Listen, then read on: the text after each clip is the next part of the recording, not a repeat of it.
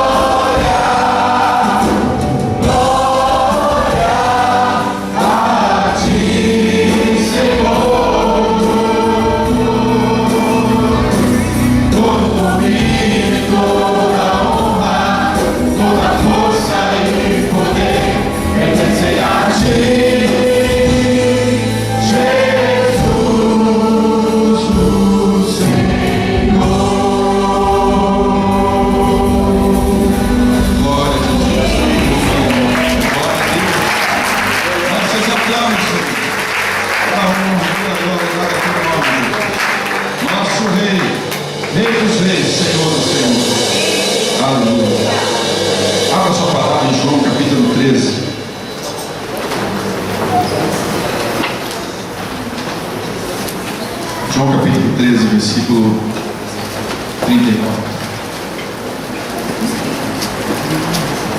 Nós queremos ter um momento em que os pastores que cresceram, se formaram no Marcel, cada um trouxesse uma palavra, mas o contato que eu fiz com eles, muitos compromissos. Então, acho que está só eu e o Silmar aqui, né? De pastor. Tem mais alguém que é pastor hoje? Só nós dois mesmo. No futuro encontro, quem sabe a gente consiga trazer os demais. Marca com mais antecedência, a gente consegue reservar na agenda. Mas desde o momento da semana, e a Suzana desde do outro encontro que a gente ia fazer no Fez, ela, você vai pregar. Você vai pregar. Eu falei, não, vou chamar o conselheiro e tal. Não, você vai pregar. Vou trazer o pastor Elton lá de São Paulo. Não, você vai pregar. Ela estava o tempo todo falando que eu vou pregar. E eu não consegui trazer o pastor, então sou eu mesmo. João capítulo 13, 34, Jesus fala assim: um novo mandamento eu vos dou, que vos ameis uns aos outros, assim como eu vos amei, e também vós vos ameis uns aos outros. Mais uma vez, um novo mandamento eu vos dou, que vos ameis uns aos outros, assim como eu vos amei, que também vós vos ameis uns aos outros. Pode sentar.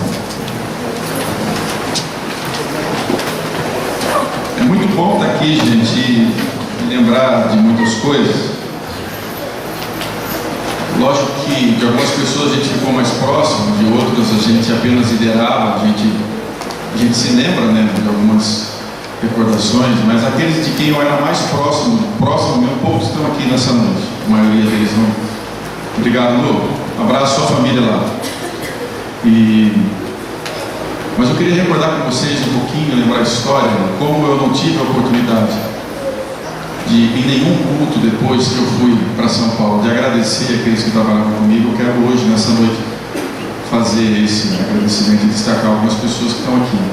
E as que não estão, a gente vai estar até gravando para poder depois colar esse vídeo no grupo e poder mandar também. Eu me lembro quando eu tinha mais ou menos, já falaram aqui, né, a Simone foi no acampamento, foi em 85, em Sumaré. Então, porque antes desse de Piracicaba, então, mas antes desse, o Valdir, teve um acampamento em Sumaré. E esse acampamento, ele foi interessante porque assim, eu não sabia que eu ia para esse acampamento. Eu não tinha a mínima ideia que esse acampamento existia. Por quê? Naquela época, quando a Associação Centro-Leste foi formada, o primeiro presidente a ser eleito foi o pastor Abel. Ele era pastor da primeira igreja batista de Santa Bárbara naquela época. E a associação ela foi montada ali. E eu me recordo que teve um momento que as pessoas foram divididas em sala. E naquela sala estava eu, estava o Valdir, tinha o pastor de Nova Odessa, o Leto, acho que o nome dele era Arvaldo. Era Valdo, né? Arvaldo, estava o irmão dele. E quem dirigiu essa, estava o pastor Wilson, que ele era pastor em São João da Boa Vista, acho, não sei se ele ainda é pastor por ali. E o Wilson era irmão da Vânia. A Vânia, ela era dessa diretoria, ela era de Santa Bárbara, ela era muito especial e ela era secretária. Só que acabava que ela que dirigia tudo, ela que fazia reunião, tudo. Eu me lembro bem, eu acabei que eu era adolescente, bem novinho, eu sei que o pessoal subiu, eu fui, sentei na sala, fiquei ouvindo aquela reunião, não tinha nada a ver comigo aquela reunião. Então é a primeira lembrança que eu me lembro. E logo após, um tempo depois, veio esse acampamento em Sumaré. Eu lembro que eu estava na minha casa, minha mãe chegou, colocou a bolsa em cima do sofá e falou assim, ó, você vai para o acampamento? Eu falei, eu vou nada.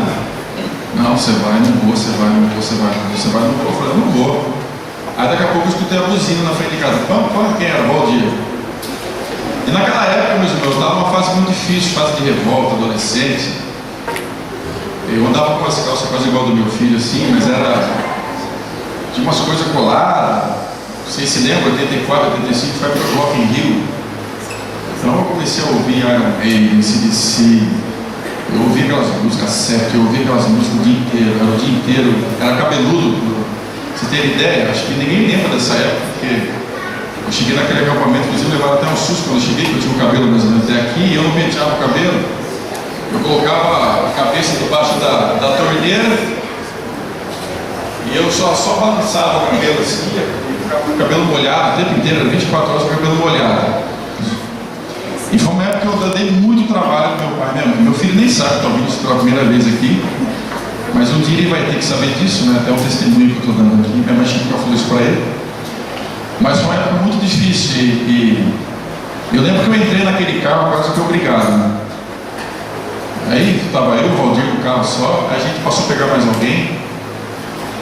Aí chegamos em Sumaré, e naquela época os conselheiros da Jubacel, o pastor João Batista, lá de Piracicaba, era o pastor Vanderlei, acho que era Vanderlei da primeira de Piracicaba, e tinha mais um conselheiro que eu não lembro quem era. E na hora que eu desci do carro dele, cara, com o pastor João Batista, ele virou para mim e falou assim, quem é você? Eu falei, sou o Teco. Eu falei, mas seu nome? Aí ele me olhou de cima e embaixo, olhou para minha calça, olhou para o meu cabelo.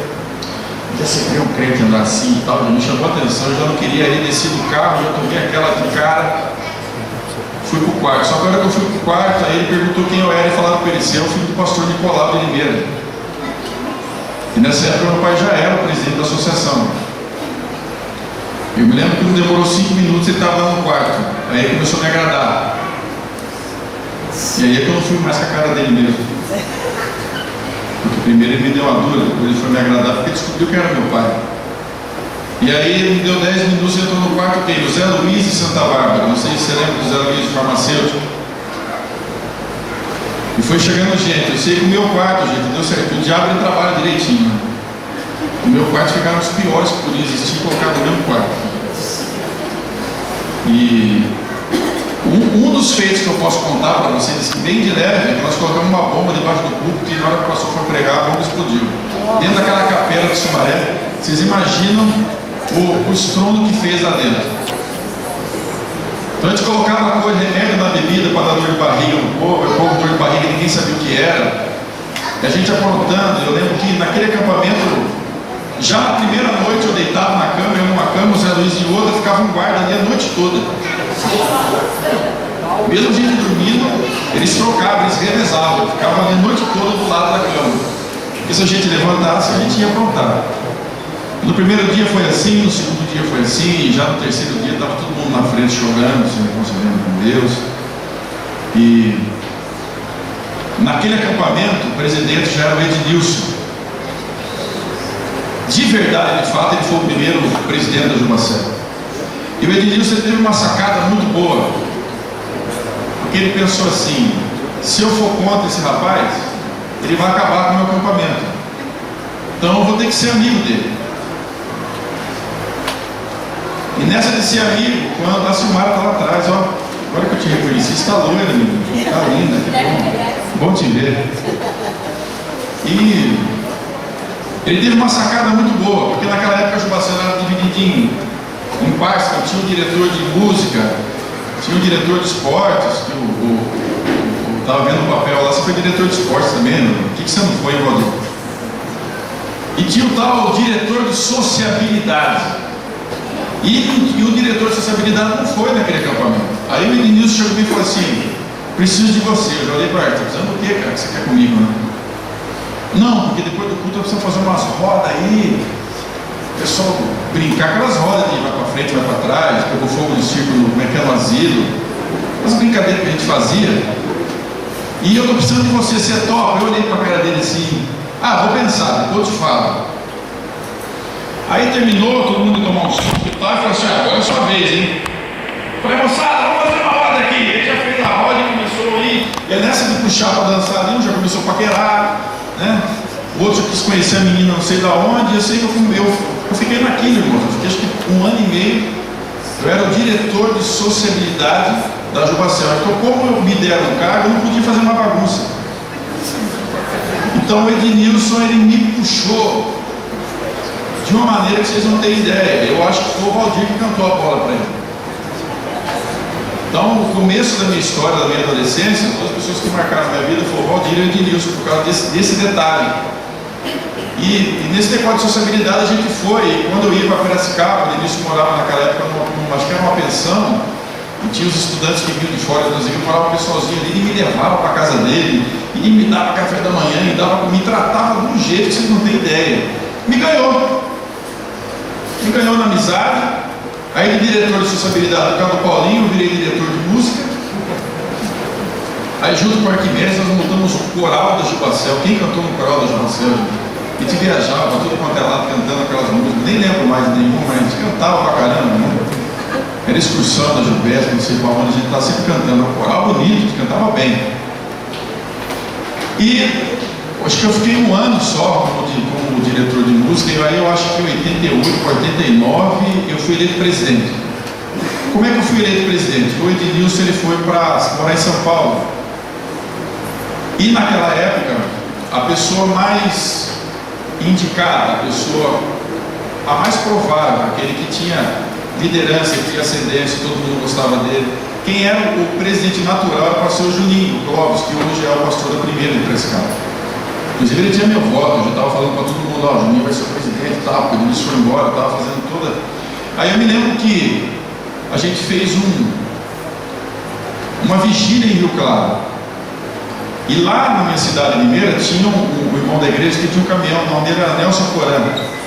E o Valdir pediu para ele vir aqui na Igreja Batista Central, que era o equipamento que a gente usava na época.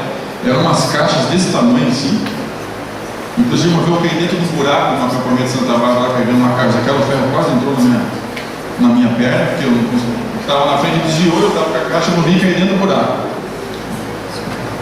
E viemos aqui buscar aquelas caixas de madrugada, chegamos, montamos tudo lá. Então quem ficou na liderança era mais o Valdir, que corria atrás para as coisas acontecerem, e eu que estava na música, o Clóvis e o Juninho se destacavam, porque ele sempre tinha uma palavra legal de reflexão, sempre tinha uma coisa que encaixava, uma palavra boa.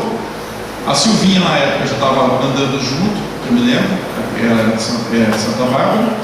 São as pessoas que eu me lembro. E aí depois de Rio Claro, um ponto de ônibus em Piracicaba, que nós fomos almoçar lá, a gente estava todo com o Juninho, você vai ser o presidente e tal. O Juninho virou para mim no ponto de ônibus e falou: não, o presidente não vai ser, o presidente vai ser você. Eu falei: Juninho, você está ficando um pouco, eu não tenho condição, como é que você? Não, é você, cara, você está liderando, você está cantando. Você não percebeu, mas você fala as coisas que as pessoas fazem. Aonde você vai, as pessoas elas te seguem. Você não percebeu ainda? Eu falei: não. Eu lembro que eu olhei para a cara da Silvinha, assim, a Silvinha olhou para mim e falou assim: a Silvinha, tipo assim, no crescimento dela, não, você não vai dar, não. E eu sei que a gente saiu dali, eu não conversei com ninguém, não falei nada para ninguém. Qual foi a minha surpresa? Que teve a eleição de dali 2 semanas, eu fui eleito presidente, fiquei 7 anos nessa caminhada. E nessa noite eu quero agradecer. Eu quero agradecer ao Valdir, porque o Valdir sempre foi meu braço direito. Sem o Valdir eu não teria feito nada. Sem Deus, sem o Valdir eu não teria feito nada. Então hoje, Valdir, publicamente eu quero agradecer. Porque o Valdir não era só meu braço direito na Jubacel, porque eu fui eleito na Jubacel, ao mesmo tempo eu fui eleito na Jubesp. E o pessoal da Jubacel nem sabia, porque eu não fiz propaganda, não contei para ninguém, mas eu era o líder da Jubacel, eu era líder do estado de São Paulo também. E quanto não foram as vezes que a gente fazia vigília no Jubacel, e saía da vigília, entrava naquele Fiat, e rasgava para São Paulo, e o Valdir não dormia, eu entrava no carro e já dormia, e o Valdir não descansava. A gente chegava lá e tinha reunião o dia inteiro, era reunião chata, gente. Pensa numa reunião chata. E a gente voltava, já tinha tudo, não sei da onde, e era acampamento, era tudo, e junto com o Valdir veio a Basti, que é a minha eterna secretária, né, Basti? Suzana, eterna secretária, as 2 secretárias que eu sempre tive. O Júlio, cadê o Júlio? Meu vice-presidente. Lilita, minha outra vice-presidente, que de vez em quando, depois que eu, aqui entre nós, né, depois de um tempo eu fiquei muito pentecostal, a Lilita era quem segurava um pouco puxava um pouco a minha camisa, falava: vai devagar, está na Igreja Batista. Aí dava uma segurada em mim, porque eu estava bem no fogo mesmo naquela época.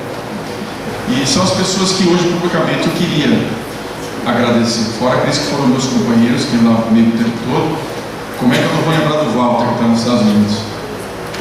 Aquele era como irmão meu. Quando eu não estava na casa dele, ele estava na minha, junto com o Walter. Veio o Dirce, veio o Roger, tem lá o Gerson Baixinho, tinha a Vânia. Na casa deles eu sempre fui tratado como filho. A mãe dela sempre falava que eu era o filho branco deles. Da Yara, já falei. Lá de Santa Bárbara, na casa do Emerson, que eu ficava. E um dia voltamos de São Bernardo, a gente foi cantar lá. Chegamos lá, tinha parente na casa dele, eu lembrei ali na porta. Eu era meio sonâmbulo naquela época, no meio da noite ninguém sabia que estava hospedado lá. Eu comecei a gritar: pega ladrão, pega ladrão! Acordou todo mundo, foram ver, eu estava deitado na sala. São as coisas que a gente vai lembrando. Então, eu quero deixar aqui o meu agradecimento. Na área do esporte, o Flávio sempre agitou o futebol, acho que deve estar jogando bola até hoje. O Flávio era tão apaixonado por futebol que lá no Recanto Sá ele jogou com pneumonia com 39 de febre. Se eu jogar bola, Flávio, eu vou, porque se eu suar, eu saro. Ficou de cama, eu não esqueço as coisas, não. Eu esqueço de algumas outras, eu não esqueço. Ficou de cama lá depois. Samuel está aqui com suas irmãs, sempre presente em todos os cultos. O pessoal lá de Nova Odessa, os Letos, estavam sempre cantando naquele coral. Enfim, 30 anos se passaram. E Deus nos dá a alegria da gente estar aqui hoje. Eu não quero citar nome de pessoas que já se foram, porque eu vou me emocionar. Mas uns 7 ou 8 daquela época já estão com o Senhor. E eu vou acompanhando, porque na medida que eles vão partindo, as pessoas me falam: ó, foi mais um. E Deus sabe que hora ou outra eu sempre oro agradecendo pela vida deles. A gente não sabe os caminhos, a gente não entende muitas coisas, mas o que eu sei é que um dia nós vamos estar todos juntos lá em cima. E é por isso que nós estamos aqui. Algo que nos une. É interessante o exemplo que Jesus nos dá. Nesse versículo ele fala: um novo mandamento eu vos dou, que vos ameis uns aos outros, assim como eu vos amei. Que também vós vos ameis uns aos outros. E Jesus foi aquele que fez a diferença. Se nós estamos aqui hoje é porque Ele nos chamou. Se estamos aqui hoje é porque Ele nos escolheu. Se temos essa história juntos é porque Ele nos uniu. E por mais que nós estejamos longe uns dos outros, a Yara nem sonhava que eu ia vê-la hoje. Eu achei que você não vinha. Eu achei, não sei porquê. Eu achei, não sei. Mas são pessoas muito queridas daquela época. E se a gente tem isso hoje, foi porque lá no céu Deus teve o propósito de nos unir. E um belo dia eu estava precisando de um baterista, eu fiquei sem baterista e apareceu o Tiel. E o Tiel começou a vir para Jubacel, e nesse lance de Jubacel, eu me lembrei que na infância, quando eu descobri quem era o pai dele, eu me lembrei que na infância, quando meu pai vinha para algumas reuniões, a associação era de Campinas, adjacência, enquanto os pais se reuniam, a gente ficava brincando naquela sala da central de Campinas ali, né? Nem alguma vez também que você me deu um murro no estômago, seu correndo, não consegui te avançar, porque a gente ia ferrar feio na briga aquele dia, mas você correu mais rápido que eu, teve sorte, né? Um dia eu vou te contar então esse soco, né? Mas são coisas de criança. Eu falei: nossa, vai você Tiel, tal, rapaz, não sei o quê. E um dia faltou o tecladista, porque tinha 3 que tocavam, né? 4 aliás. No começo do Jubacel era o Paulo de Prescapa que tocava, tinha o César, irmão dele, que tocava. Hoje é um excelente tecladista lá em São Paulo. Às vezes eu falo com ele, toca muito, mas toca muito. E depois deles veio o Adoniran. O Adoniran deu uma segurada, eu falei com ele, deu para ele vir aqui, falou que no próximo ele vem. E tinha o Adoniran e tinha o Walter também. Aí logo depois o Walter se casou, foi para os Estados Unidos, tal. Sei que numa dessas o Tiago falou assim: tem um tecladista lá da minha igreja e eu vou trazer ele para tocar. Eu falei: traz, vem, o Fabinho está aqui. E o Fabinho, sendo da Liberdade de São Paulo, começou a fazer parte da Jubacel. Então todo encontro e acampamento ele começou a vir. Aí um belo dia a gente estava almoçando lá em Campo do Jordão, depois que tinha acabado já o acampamento. O Tiel olhou para mim, eu olhei para o Tiel olhou para mim, eu olhei e falei: o que foi, Tiel? O Tiel só fez assim com o olho, ó. Aí eu olhei e estava falando: a Mayra que o Fábio com a Mayra. E eu sempre fui cupido. Sempre, desde a escola que eu estudei, em todo lugar, que eu já fiz em casamento, essas brincadeiras, você não tem ideia. Aí eu lembro que nós sentávamos mesmo e falei assim: e aí, vocês dois aí, como é que faz? Aí o Fábio olhou para ela, olhou para ele. Hoje eu descobri que estava rolando já alguma coisa antes, né? E aí quando levantamos da mesa, veio o Fábio: e aí, cara, quem que é aquela menina lá? O cara é a Mayra de Leme e tal, papapá dele. Aí eu já fiz aquela, né, Mayra? Você, né? Aumentei os adjetivos o máximo que eu pude. E aí o Fabinho começou a vir de São Paulo a Leme, irmãos. Olha o trajeto dele para poder namorar. Ele tinha tanta pressa de chegar em Leme que uma vez atropelou até um cavalo na estrada. E a cicatriz que eu não lembro. Época boa, né? Que vocês entravam no meu carro, eu vim orando de São Paulo até Limeira, sem parar, só oração, né? Tacava o pé no painel, 160 por hora, ultrapassando pelo acostamento. Nossa, gente, Deus guardava a gente. É só Jesus na casa. E o tempo foi passando e de repente o avivamento chegou na Jubacel. E eu me lembro da minha primeira pregação na Jubacel foi na Central de Nova Odessa. É Central que chama? Central. Terceira, né? Terceira igreja. E eu tinha passado por um momento pessoal com Deus muito forte. E eu nunca tinha pregado na minha vida. A primeira experiência que eu tive de pregação foi quando eu viajei, porque fora os acampamentos que a Jubacel tinha, Se o pessoal de Piracicaba fizesse o acampamento, eu estava lá. Se o pessoal da Americana fizesse um intercâmbio com São Paulo, a central daqui fez várias vezes, eu estava junto. Se o pessoal lá do Zanaco uma vez fez um intercâmbio com o pessoal lá para frente de Marília, quase perto do Tupã, eu e o Samuel, nós fomos juntos, fomos para Quintana. E lá em Quintana me deram a primeira oportunidade de pregação, depois de uma escola dominical. Preguei, gostei do negócio, acho que vai dar certo, todo mundo gostou. O pastor Jonas, quando eu cheguei de volta, por parte da Netanias, o pastor Jonas já partiu também para o Senhor, ficou animado, depois queria que eu fosse pregar na igreja dele e tal. E eu sempre tinha um texto que eu sempre pregava, né, Tiago? 2 Reis 18, de 1 a 7. Vocês enjoaram de ouvir aquela pregação minha, onde eu pregava sobre Ezequias. Essa pode ser a sua última chance. Quem se lembra da primeira?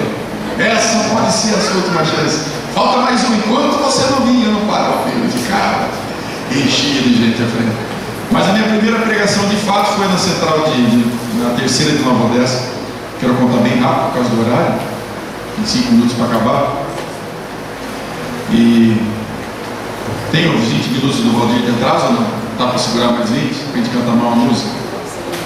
Então, queridos, naquela oportunidade eu tinha passado por um momento muito forte com Deus, uma experiência sobrenatural, porque para eu me converter eu tinha que passar realmente por aquilo, que a crise existencial minha, sendo batizado aos 12, eu estava com 22, já era líder e tal, mas aquilo que eu falava eu não vivia, era uma crise tremenda. Uma reunião da Doneb Limeira, eu tive um encontro sobrenatural com Jesus, e aí eu comecei a pregar que Ele vive. Porque hoje se eu prego que Jesus vive, não é porque eu li, porque me contaram, porque eu escrevi. Eu tive realmente um encontro com Jesus, eu conversei com Ele, Ele falou comigo, e a partir daquele dia eu comecei a pregar e não parei mais. Mas a minha primeira pregação foi na terceira de Nova Odessa. E eu não queria pregar porque a responsabilidade era grande. Eu vi que todas as caravanas estavam montadas. Naquele dia ficou gente de fora. E durante a semana toda eu ligava os conselheiros: eu não posso, nenhum pastor podia. E eu orava, Deus falava assim: é você que vai pregar. Aí eu pensava: eu estou ficando louco, eu tive aquela experiência. Será que eu tive aquela experiência mesmo? Agora eu estou achando que Deus fala comigo. E eu comecei a ler a Bíblia 24 horas, às vezes era 5 horas da manhã, eu estava lendo a Bíblia no quarto, meu pai batia e falava: para de ler a Bíblia, senão você não vai ficar legal. Não, pai, deixa eu ler. E era final de semana, era lendo a Bíblia o dia inteiro, a noite inteira, aquela coisa, aquela paixão daquele primeiro amor. E eu orava, Deus falava: você que vai pregar. Aí eu falava: mas Deus, aonde que eu vou pregar? Eu falei assim: não, para você aprender uma lição, eu vou te dar só na hora. Aí eu ia comigo, eu pensava: poxa, eu fiquei doido de vez, porque que negócio é esse que Deus vai dar mensagem agora? Eu sou batista. Eu sabia que naquela época, para usar uma boa mensagem, você leva pelo menos umas 8 horas. Você tem que orar, pesquisar o texto. Eu não tinha feito teologia, mas tinha uma base. Não dá para você chegar e ir pregando na hora qualquer coisa. E eu achava: eu estou com algum problema, né? Mas eu ligava para o pastor, até que eu cheguei para meu pai não gostava da Jubacel, não gostava de palma, não gostava da bateria. A gente se desentendia por causa disso. Eu peitava ele: não, nós vamos bater palma mesmo, nós vamos erguer a mão, vamos cantar. E os pastores na época, eles me perseguiam por causa disso. Sofri muita perseguição. Mas tinha eu e os guerreiros aí que a gente batia de frente, né, falando: nós vamos bater palma e acabou. E na época era um escândalo bater palma na igreja. E até pro meu pai eu cheguei e falei: pai, eu estou precisando do senhor, o que é? Não dá para o senhor pregar lá para mim, na Jubacel? É da Jubacel? Não vou não. Por que? Não vou, não gosto desses cultos que vocês fazem aí. Isso para mim, isso aí é baderna, isso aí é bagunça. Quem conhece meu pai hoje tem uma outra cabeça, mas naquela época ele era super rígido, super quadrado. Então nem meu pai quis ir. E eu lembro que eu tinha carona para ir de carro para aquele dia, e eu entrei no ônibus. Saiu 2 ônibus à frente da minha igreja lá, da nossa igreja lá, e eu entrei no ônibus e eu rolava a Bíblia de um lado para o outro, e as páginas estavam brancas, eu não conseguia ver um versículo bíblico, não via nenhuma palavra. Eu falava: Deus, mas como é que vai ser? E na minha cabeça eu pensava assim: vou chegar lá, vou chamar a Lenita, porque a Lenita pregava pra caramba. Ela era minha vice-presidente, não sei se você lembra da Lenita. Ela pregava muito, ela sempre tinha uma mensagem na mão. Eu pensei comigo: se eu estiver ficando louco, eu chamo a Lenita, ela prega. Então eu te falo louvorzão. Naquela época tinha um tal louvorzão, o pessoal não queria palavra, só queria ficar cantando. Aí quando pregava, o pessoal saía para fora da igreja. Como a Jubacel estava passando já por um momento de avivamento, o pessoal ainda ficava um pouco. Falei: canta as músicas lá e vai embora. A Lenita prega. Eu naquela... Meus irmãos, que sufoco. E aí eu chamei para cantar naquele culto a banda. Era uma banda chamada Nossos Dias. Não sei se vocês lembram. Um pessoal de Nova Odessa. O Adilson tocava naquela banda. Quantas vezes nós andava por aí tocando junto, eu ia junto, né? Nos cultos loucos aí, era o Zé Lito, né? E eles eram pentecostal no último, gente. Aquele pessoal ali era fogo na bomba mesmo. E orar, e todo mundo orava junto, aquele fervor, aquela coisa. Eu já fui me sentindo em casa, eu lembro até hoje. A Leguita chegou em mim na salinha de oração e falou assim: até, nós estamos orando aqui, mas não estou vendo o pastor, quem é que vai pregar? Eu peguei e falei assim para ela: sou eu. Quando eu falei que era eu, ela regalou um olho desse tamanho. Como assim você? Eu falei: sou eu que vou pregar. Mas, você está brincando comigo? Como? A igreja está cheia, cara. Não, sou eu. Deus falou. Mas como é que Deus falou para você que você vai pregar? Falou: você falou comigo, está falando comigo, sou eu. Tá, ela super preocupada. Mas qual é o texto que você vai pregar? Eu falei: não sei, Deus falou, vai me dar na hora. Nossa, ela pirou.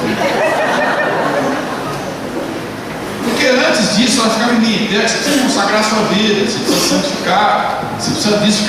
Ela sempre ficava me empurrando. Ela falou assim: agora, eu ficava te empurrando, agora eu tenho que te segurar, cara, você está muito acelerado. Que negócio que Deus vai te dar na hora? Eu falei: irmã, eu não sei.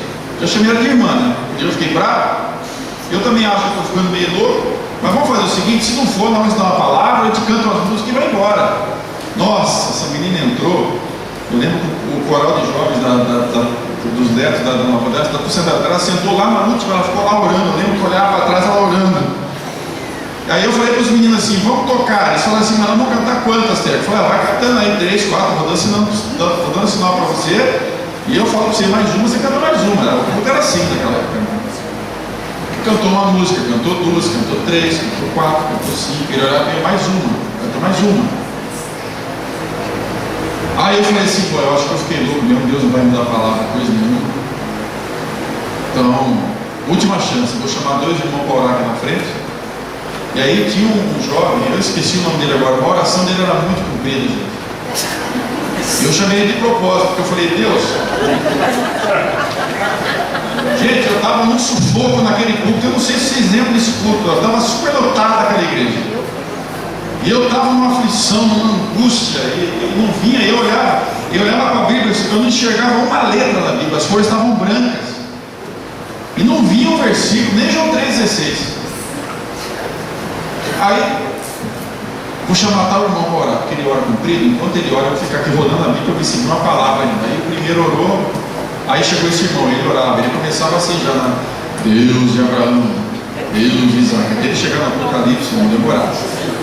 Aí ele foi orando. A hora que estava quase chegando no fim da pregação dele, eu falei: Deus, e aí? Não vou pregar, né? Estou ficando louco. Ele falou assim: você vai sim. Eu falei: opa, eu vou pregar sobre o quê? Você vai pregar sobre Nicodemos. Aí passou aquele filme rápido, Nicodemos, que era ter Jesus à noite, tal, papapá, que vai ter Jesus à noite, que tem vergonha de Jesus, papapá. Já começou a vir uma palavra na minha cabeça. Aí eu peguei: mas Deus, estava terminando a oração lá, eu não sei nem onde está Nicodemos. Ele falou: em João 3. Quem disse que eu acreditei, irmãos? Eu fui em Mateus, eu rodei em Marcos, Lucas, estava desesperado. Eu falei: bom, agora eu só vou saber se Deus está falando comigo mesmo se eu abrir João 3 e tiver Nicodemos. Quando eu abri João 3, irmãos, e estava lá Nicodemos, foi ver Jesus à noite no título. Eu lembro que eu preguei 2 horas sem parar. E quando eu preguei, quase toda aquela igreja veio à frente. E muitos jovens que estavam ali foram encaminhados para o ministério a partir daquele dia. Nós temos missionários que estão em outras nações por causa daquele culto. E foi a única vez que Deus fez isso comigo, de falar comigo, de dar texto. Nunca mais se repetiu na minha vida. Mas na volta para casa eu ainda quis conversar um pouquinho com Deus. Eu falei: Deus, mas por que você fez comigo que eu passar um sufoco desse? Ele falou assim: para você aprender a partir de hoje, que toda vez que você pregar, quem te dá a palavra sou eu. Aleluia. Porque a palavra nunca vai ser sua. Glória a Deus. E o resultado nunca vai ser seu. Eu que vou fazer através da sua vida. E aquilo ficou marcado, nunca mais Deus falou comigo dessa maneira. Se eu falar, eu vou estar mentindo. E aí, a partir daquele momento, a jubilação começou a entrar num avivamento, porque o fogo que estava em mim foi contaminando um, contaminando o outro, era gente se convertendo, era culto. Eu me lembro que na jubilação a gente chegou a marcar, porque eram cidades, gente, não era uma cidade só, eram cidades. Se você pegar Sumaré e Rio Claro, estão longe uma das outras. E eu me lembro que em cada igreja eu tinha um presidente de contato, e eu já, aquela inteligência do que o Edilson fez comigo, o que eu fazia? Eu ia nas igrejas e eu fazia os meus amigos aqueles que eram os piores. Porque o pior, ele sempre consegue arrastar a gente. Não é? O líder fala, vamos, me convida, vai 10. O cara levanta e fala, vamos para Sumaré, coloca um ônibus. Aí eu ia nas igrejas, eu via quem era essa pessoa, ficava amigo e tal. Eu me lembro que chegou numa época, Valdir, que a gente marcava o culto na sexta-feira para o sábado, para o outro dia. E a gente chegava lá, as igrejas estavam lotadas. E foi bênção, até que culminou naquele acampamento lá em São João, Espírito Santo Pinhal, que foi meu último, em que naquele acampamento o culto começava às 8 horas da noite e acabava às 3 horas da manhã. E quando era 8 horas que eu ia me levantar, que eu falava assim, vamos acordar o pessoal. E o pastor, que ele estava sempre comigo, gente, era meu amigo inseparável. Ele aprontava muito, mas ele só não tomava banho lá comigo no chuveiro porque eu não deixava. Eu tomando banho, ele ficava na porta conversando comigo, lá em Itaca. Pastor, deixa eu tomar banho, cara. E ficava lá, e vinha o vinho junto, aquele povo. Ele sempre estava, tipo guarda-costas. Onde eu ia, estava em volta. E quando eu ia levantar, vamos acordar o pessoal, o pastor falava assim, que acordar o quê? Está todo mundo na igreja esperando você, já é o café da manhã. Não, ninguém quer tomar café não, vai tomar depois. E quando eu entrava naquela capela, 8 horas da manhã, estava todo mundo já ajoelhado, orando. E o culto era das 8 ao meio-dia. E quando eu falava assim, vamos parar para almoçar, o povo falava, não, vamos cantar um pouco. E o pastor Elton pregava, tinha pastor que tanto pregava. Eu lembro que numa manhã daquela eu pregava 5, 6 vezes. E era gente se convertendo, era gente que estava se reconciliando. Eu lembro que o Leandro, lá de Sumaré, foi um dos últimos que se reconciliou numa noite, tanto que eu insisti, né? Ele estava lá fora, falou, está faltando você, não vai entrar. Até que ele veio, se reconciliou, chorou na frente. Então aquele acampamento foi um mover de Deus. Eu me lembro que depois daquilo, no outro acampamento, eu já fui para o acampamento da igreja, onde eu estava trabalhando em São Paulo como seminarista. E eu sei que o Júlio fez o acampamento lá, porque ele era o meu vice-presidente, ele assumiu o Jubacel depois. E eu tive notícia que o acampamento do ano seguinte foi melhor ainda do que o último que eu estive. E eu me alegrei no meu coração, e a Jubacel continuou, e nós estamos aqui hoje. Pouco tempo atrás a gente foi convidado, porque tem uma Jubacel nova aí que está se reunindo, está cantando, tem projeto. E numa hora dessa a gente vai ver se consegue unir esses dois grupos, nossos filhos, os que estão aí. Mas até que você deu um versículo, não falou ainda sobre ele. Vou terminar agora com esse versículo. Há de chegar o dia em que as igrejas vão crescer e que o nosso país vai mudar. Numa situação em que as pessoas não vão se converter mais por um discurso com uma palavra como essa. Uma palavra calma, ou uma palavra agitada, como alguns gostam de pregar. Eu gosto de pregar nesse estilo mais agitado, dando glória a Deus, aleluia. Sempre foi o meu jeito. Mas as pessoas vão se converter não por aquilo que nós falamos, mas por aquilo que nós vivemos. E nesse momento em que Jesus profere essas palavras, ele está vivendo os últimos momentos do seu ministério aqui na terra. Quando ele profere esse novo mandamento, ele está a 24 horas de morrer. E muitas vezes eu parei para investigar e parei para pensar como é que estava o coração de Jesus nessa hora. E a Bíblia me mostra em vários textos que Jesus não estava bem. Ele não estava legal. A Bíblia mostra o cenário em Lucas 1. Lucas, no capítulo 22, no versículo 24. E esse momento que ele dá o mandamento, é o momento da última ceia, ele está lavando ali o pé dos seus discípulos. Quando Judas sai, ele está preparando o coração dos seus discípulos para a sua partida. A Bíblia diz que ele sai um pouquinho para orar. E ele vai orar porque o clima estava de dificuldade, ele ia morrer, o peso da cruz estava sobre ele.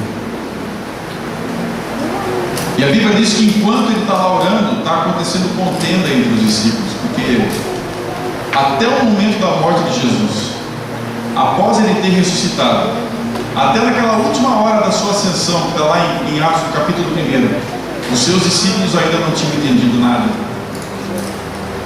Porque um pouquinho antes de subir, eles perguntam assim: Jesus, é nesse tempo que o Pai vai restaurar a sorte de Israel? E Jesus fala assim: a vós não compete saber o tempo e as estações que o Pai assim determinou, mas recebereis poder ao descer sobre vós o Espírito Santo de Deus, e sereis testemunhas tanto em Jerusalém, no Samaria, Judeia, até os confins da terra. Então, até aquele momento, eles não sabiam ainda qual era o propósito. Então, Jesus tinha que partir, ele ia morrer. Enquanto eles estão brincando dentro de uma sala, que é a última ceia, irmãos, esse quadro bonito que a gente vê daquela ceia, Jesus sentado naquela mesa, os seus discípulos em volta, parece que estava um clima de harmonia ali, né? Não estava assim não, irmãos. Queridos, amigos, né? Chamando de irmãos, parece que eu é um culto da igreja, mas é culto nosso, né? Naquele último momento ali, eles estavam brigando entre eles, houve grande contenda. Contenda não é discussão, mas eles estavam brigando, eles estavam se batendo, se pegando naquela sala. E a briga deles era para saber qual deles era o maior, quem ia prevalecer. Depois de Jesus, quem era o primeiro-ministro, quem era o segundo? Judas achava que ele ia ser o ministro da fazenda, já andava com a sacola com dinheiro, e ele foi o primeiro que se tocou que o plano não era esse, né? E a Bíblia diz que Jesus sai para orar, e naquela oração de Lucas, no capítulo 22, nós vamos encontrar em João 17, quando em João 17 ele fala assim: Pai, aquilo que o Senhor me deu para fazer, eu fiz. Glorifica agora o teu nome. E eu estou orando por esses, porque assim como o Senhor me enviou, eu também os enviei. Enquanto Jesus fazia essa oração em Lucas 22, que o conteúdo dela está lá em João, no capítulo 17, a Bíblia diz que do seu corpo ele transpirava sangue.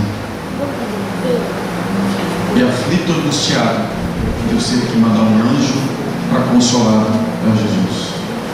Eu fico imaginando esse cenário, a briga, ele tendo seus últimos momentos de enfrentar a morte, e Jesus ele foi diferente de nós em tudo, até nos seus objetivos. Eu sei que se eu perguntasse aqui, eu já estou com 47 anos, sei que a média é mais ou menos essa, deve ter uns 2, 3 aqui, um pouquinho mais velho que eu, se for é 2, 3 anos, olha lá. Nós vamos chegar aqui até os 42, 43, porque essa era a geração da época, até os 40 eu acho. Oh, glória a Deus, aleluia. Eu estou me segurando aqui, gente, para não me emocionar, porque ver vocês é muito bom. Jesus está ali, naquele momento, transpirando sangue, seus discípulos não tinham entendido nada. Só que naquela hora, naquela oração, ele ora assim: e Pai, eu não oro somente por eles, mas eu oro por todos aqueles que hão de crer na minha palavra. Então lá, em Lucas 22, quando ajoelhado, ele transpira o sangue e chora, e angustiado ora, pedindo para que Deus passasse aquele cálice dele. Ele não desistiu, ele não recuou, ele não voltou atrás, porque mesmo na idade que nós estamos, é isso que eu estava falando, se eu perguntar aqui, tem muita gente com muito objetivo a ser cumprido, a ser feito na vida ainda, mas Jesus, desde o momento que ele nasceu, teve um objetivo, que era de morrer na cruz.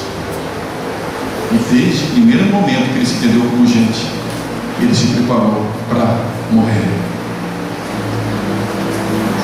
E aí eu entendo que o apóstolo Paulo fala: já estou crucificado com Cristo, e diz: não, mas Cristo vive em mim. Porque se eu quiser seguir a Jesus, nós não vamos poder olhar para trás, nós temos que ter renúncia. Se alguém quiser vir após mim, negue-se a si mesmo. E essa é a nossa pregação na Jubacel. E Deus foi fazendo, Deus foi falando, Deus foi falando, Deus foi reconstruindo, a gente foi se unindo. Com certeza, se todos pudessem vir, nós teríamos um público aqui 2, 3 vezes maior que esse. Quem sabe um dia nós vamos ter essa oportunidade ainda, né? Não daqui a 30 anos, né? Quem sabe, se não ano que vem, mas Jubacel 35 anos, sei lá. Vamos ver se ano que vem a gente faz alguma coisa ainda, esse ano, vamos ver. Mas naquele momento ele não desistiu. E é interessante que quando Pedro faz a primeira pregação dele. Ele fala, e essa promessa é para nós que estamos aqui. Essa promessa é para aqueles que vão vir com seus filhos. E essa promessa é para todos aqueles que hão de crer nessa palavra. Aleluia. Arrependei-vos. Essa foi a palavra de Pedro. E essa era a nossa pregação na nossa. Sempre era avivamento, era consagração. Eu vi até os temas. Tem um caderninho que a Silvia me mostrou aí. Era consagração, né? Era tanta coisa bonita que a gente fazia. Tem um caderninho dos congressos, dos acampamentos. E Jesus, ele não recuou. E eu estou feliz de ver vocês aqui nessa noite, porque vocês também não recuaram. Depois de 30 anos, vocês continuam firmes. Depois de 30 anos, vocês continuam servindo ao Senhor. E quantos de nós que já passamos por desencontros, por situações difíceis, por problemas que a gente não sabia como resolver, mas mesmo que fosse naquela última hora, Jesus chegou.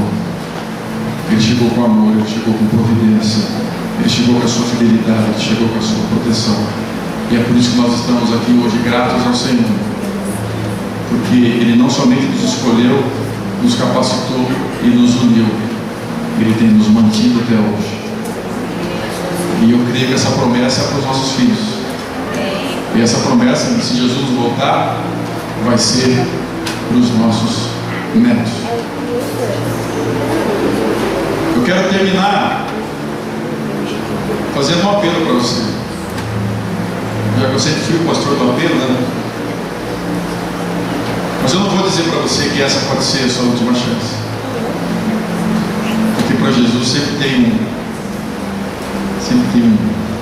um passinho a mais. Ele sempre tem uma misericórdia a mais. Ele sempre tem uma paciência a mais com a gente.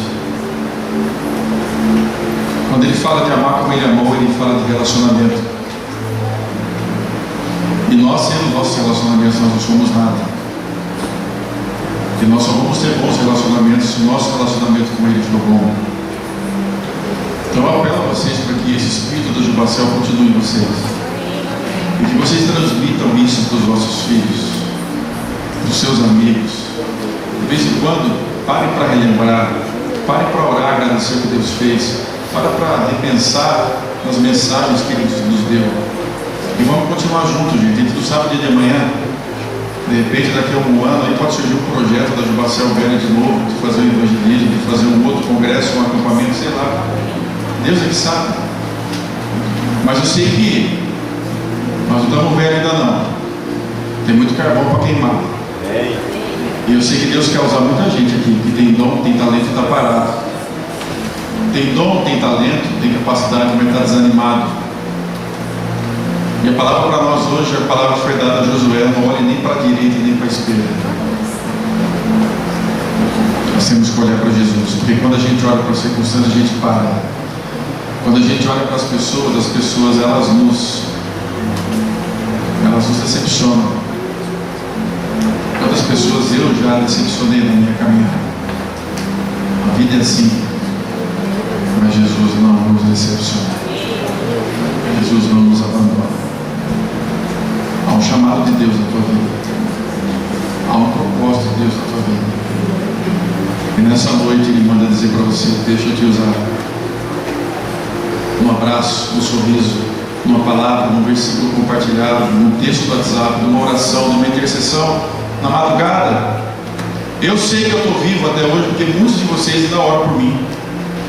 Porque eu recebo mensagem no inbox: você está indo para lá, vai com Deus, Deus te guarda. Vi a foto, foi bênção, volta com cuidado. Então até hoje eu sinto carinho de vocês. O Valdir foi orar para o meu culto, ora por mim aqui já. Então, se tem alguém que é abençoado aqui na frente, sou eu. E eu estou rendendo esse culto ao Senhor em gratidão. No Velho Testamento, meus irmãos, o padrão ele é humano. Tudo é homem. O homem se vê livre do pecado, ele tem que sacrificar, ele tem que se esforçar, ele tem que cumprir toda a lei. Se ele errar uma, ele errou em todas. Jesus veio para mudar isso. João diz para nós, no capítulo 1, que Jesus é a própria palavra de Deus encarnada no nosso meio. Porque no princípio era o Verbo. E o Verbo estava com Deus, e o Verbo era Deus, e sem Ele nada do que foi feito se fez, e deu-lhes o poder de se tornarem seus filhos, aqueles que crerem no seu nome. Olha que lindo. E como Ele não veio para abolir a lei, está lá no Sermão do Monte, Mateus, Ele veio para cumprir, e Ele conseguiu cumprir toda a lei nele mesmo. E agora, vitorioso, vencendo a morte, Ele pode nos dar um novo mandamento. Porque se no Velho Testamento o padrão é humano, nós sabemos que o padrão humano é falho. Porque no Velho Testamento é amar ao próximo como a ti mesmo. Se eu não me amo, que amor você vai receber? Se eu tenho uma personalidade um pouquinho difícil, como é que vai ser meu relacionamento com você? Eu acordei nessa manhã um pouquinho de mau humor, que amor, que atenção, que carinho você vai receber? Então o nosso padrão é falho. Mas Jesus chega para nos trazer um novo padrão. Ele fala que vos ameis uns aos outros, assim como eu vos amei. E Ele amou a ponto de morrer por nós. A igreja brasileira está tão confusa. O evangelho está tão esquisito. As pregações são as mais absurdas. Os propósitos, as campanhas que as igrejas fazem são coisas que não sei de onde eles tiram. Mas eu creio que ainda há um remanescente que vai mudar um pouco essa história. E eu creio que na parte desse remanescente que Deus tem para mudar a nossa cidade, a nossa região, o nosso estado, o nosso país, tem gente na Jubacel desse meio. Então Deus te chama hoje para te dar um chacoalhão, porque nós temos que amar aquilo que Jesus amou e amar do jeito que Ele ama. Fica essa breve reflexão, tentando juntar um pouco de história, tentando juntar um pouco de palavra, tentando injetar um pouquinho de ânimo em você. Como não é para ser de outra maneira, nós vamos ficar em pé e cantar um cântico que a gente cantava naquela época. E enquanto a gente canta, se você está passando por alguma dificuldade na tua vida, vem aqui à frente, eu quero orar por você. Se você precisa reconciliar alguma área da tua vida com Deus, vem aqui à frente, eu quero orar por você.